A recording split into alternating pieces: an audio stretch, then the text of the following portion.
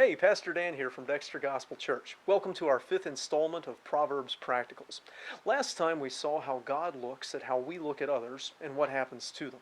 This time we get a little nugget of observation that you will know holds true if you know grandparents and children.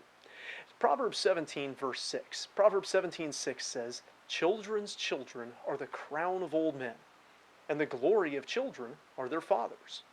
Have you ever asked a grandparent how they are doing, and instead of telling you what they've been up to, they whip out that wallet-sized strip of pictures and unfold it and start showing you all their grandkids? Sorry, that was back in the 80s and 90s when I was growing up. Now they pull out their cell phone and start flipping through all the pictures of the exploits of their grandkids. That grandparent might have won the Nobel Prize or single-handedly won a battle in World War II or Vietnam, but in the moment, they're more likely to tell you about their grandchild winning the spelling bee, or the science fair, or the Little League game. Perhaps this is because, as we get more mature, we start to think more about what we will leave behind, what our legacy will be.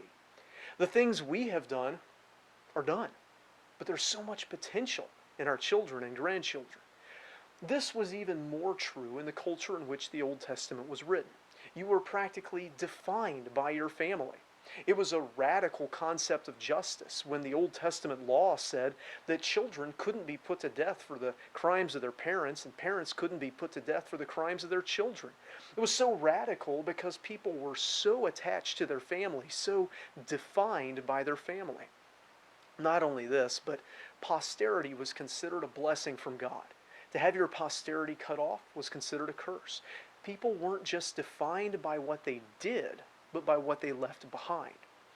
Many works in that day and age would last far longer than a single lifetime. And so the longer the line that came after you, the greater effect you had on the world, ideally for good. Now the second half of the verse turns and looks at the children. Children, of course, have much less perspective than grandparents.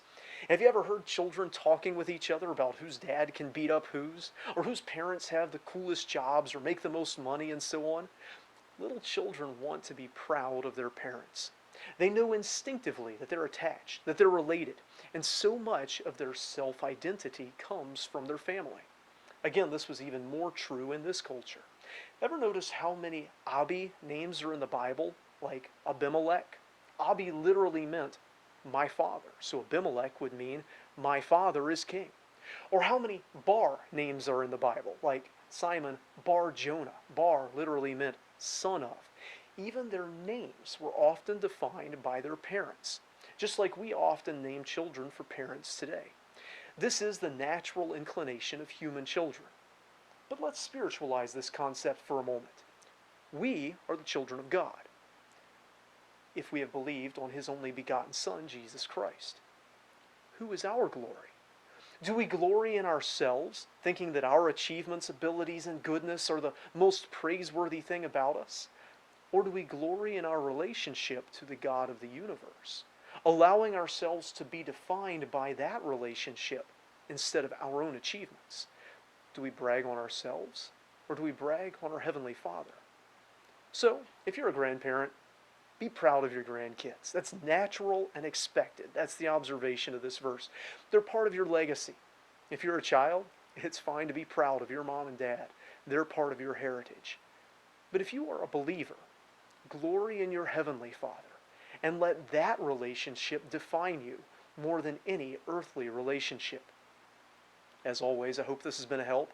And if you have a Bible question or prayer request you'd like us to address in a future video, leave it in the comments or contact us through our website at dextergospel.org. For tomorrow's message, we plan to record it and have it go live at 6:45 p.m., and I'll try to be available on live chat at that time to answer questions and comments as you may have them. Until next time, I hope you stay well and walk in the peace of God.